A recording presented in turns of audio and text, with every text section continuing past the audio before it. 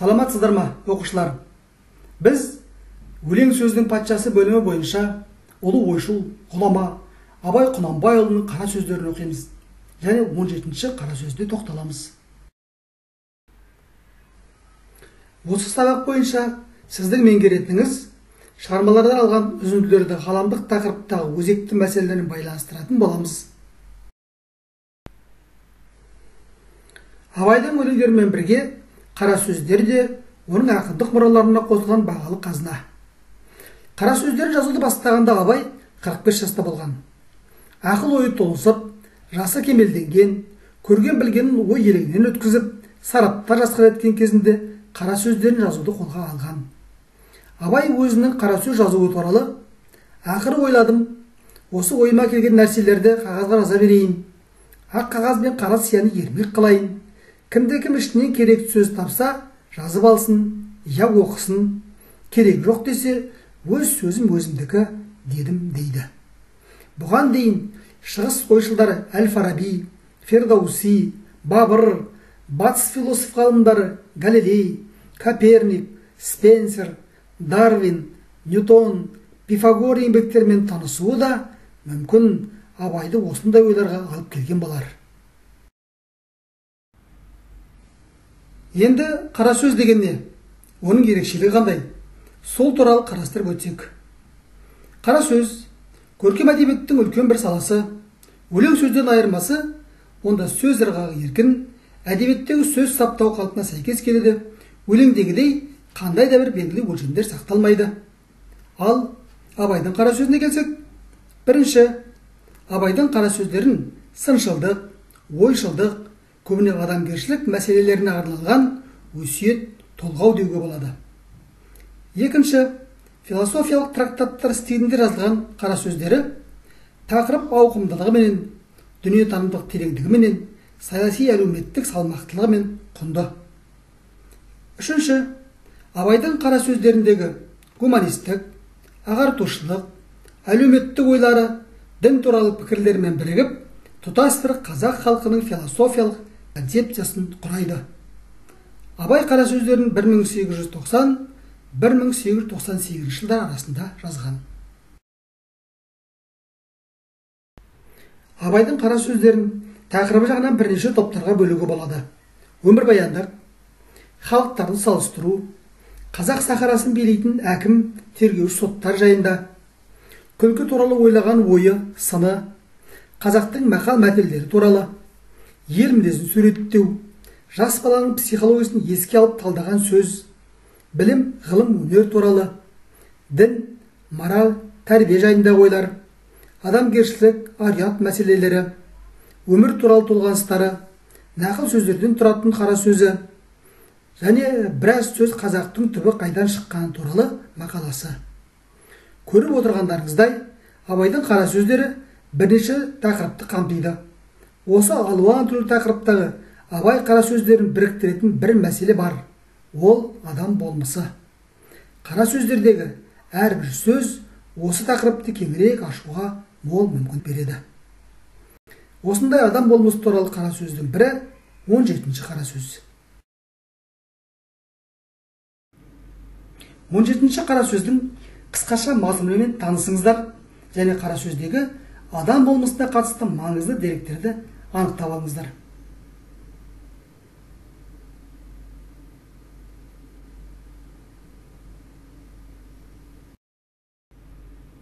Қара сөздің қысқаша мазмұнымен танысып, маңызды деректері бар үзінділерді анықтап болсаңыздар, жұмысымыздың нәтижесін бағалайтын критерий мен дескрипторымызға назар аударайық.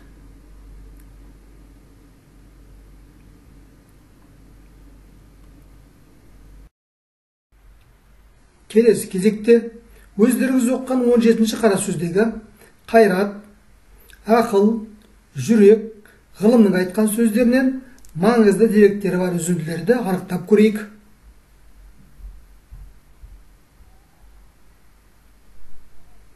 Үзінділерді анықтап болсақ, жауаптарымызды дұрыс жауаптармен салыстырайық. Қайрат, өзіңді білуге ерінбей жалықпай үйрену керек. Орынсыз, болымсыз нәрсеге үйір қылмай, бойды таза сақтау керек. Ақыл, ненің пайдалы, ненің залалды екенін білу, залалдан бойды аулақ ұстап, ғылымды оқып үйрену. Жүрек адам баласын алаламау, әділет, ынсап, ұят, рақым, мейірбаншылықтың болуы. Ғылым осы үшеуің басыңды қос, бәрінде жүрекке билет. Осы үшеуің бір кісіде табылсаңдар, қасиетті адам сол. Бұл сөздер мен сөйлемдер сіздердің анықтаған жүзіндеріңіздің ішінде бар деп есептеймін. Өйткені бұл сөздер әр қайсымыздың ойымызда жүретін, жанымызға жақын келетін, жүрегімізге жылылық беретін, қуат күші мол сөздер. Түсіне білсек, бұл сөздерде адамзаттың бүгіні мен болашағына қатысты ғаламдық деңгейдегі өзекті мәселелер жатыр. Енді сол ғаламдық мәселелерді қарастырып көрейік. Ғаламдық мәселелер әлемдегі барлық адамзаттың тағдыры және әлеуметтік дамуы шешілетін аса маңызды мәселелер жиынтығы. Ал қазіргі кездің ғаламдық мәселелері бүкіл адамзаттың, барлық мемлекеттер мен елдердің, жер шарының әрбір тұрғынының өмірлік мәні бар мүдделерін қамтитын мәселелер. Бұл мәселелерді шешу үшін барлық мемлекеттер мен халықтардың, бүкіл әлемдік қауымдастықтардың бірігіп күш жұмсауы қажет. Оқушылар, мүмкіндігімізше осы мәселелерді тауып қарайық. Бұл қандай мәселелер деп ойлайсыздар? Ғаламдық мәселелерді анықтап болсаңыздар, жауаптарыңызды дұрыс жауаппен салыстырайық. Экология мәселесі, азық-түлік немесе ашаршылық мәселесі, қауіпті аурулар мәселесі, қылмыс пен терроризмге қарсы күрес мәселесі, жұмыссыздық мәселесі. Бұлардың барлығы да адамзат үшін маңызды өзекті мәселелер. Сондықтан да әлем халықтары, барлық мемлекеттер осындай мәселелерді шешу бағытында жұмыс жасауда. Ғаламдық мәселелер бұдан әлдеқайда көп. Біз соның кейбіреулерін ғана алдық.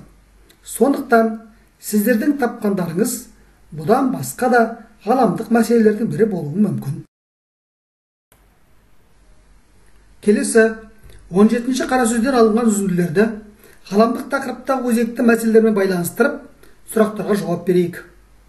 Алдымен сұрақтарды зейін қойып оқып, әр сұраққа жауаптарыңызды жазыңыздар. Бірінші, адам баласын алаламаудың ғаламдық мәселе екендігін қайдан көреміз деп ойлайсыз? Екінші, мейірбаншылықтың ғаламдық мәселе екендігін қайдан көреміз? Үшінші, әділеттіліктің ғаламдық мәселе екендігін қайдан көреміз деп ойлайсыз?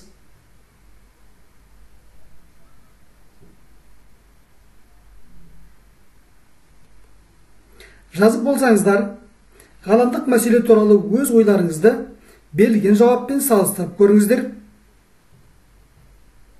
Әркімнің өзіндік пікірі ерекше болатындығынан, сіздердің ойларыңыздың берілген жауаппен бірдей болу міндетті емес. Оқушылар, сіздер Абайдың ғажап ойларының тереңіне бойлап, ерекше жұмыс жасадыңыздар. Жарайсыздар. Сабағымызды қорытындылай келе айтарымыз, терең ойдың түбінде теңізі бар, тесіле көп қараса көңілі қар, деп данышпан ақын Абай атамыз айтқандай, Абайдың қара сөздері тек бір халықтың не ұлттың еншісіне қатысты мәселелерді айтумен ғана шектелмеген. Онда ғұламаларды жылдар бойы толғандырып келген мәселелерге талдау жасалған. Сондықтан да Абайдың қара сөздері әлемдік өркениетте өзіндік орны бар, қайталанбас мәдени мұралардың бірі. Сол себепті де ол жалпы адамзат баласына ортақ асыл сөзге айналды. Енді бүгінгі жұмысымызды бағалайық.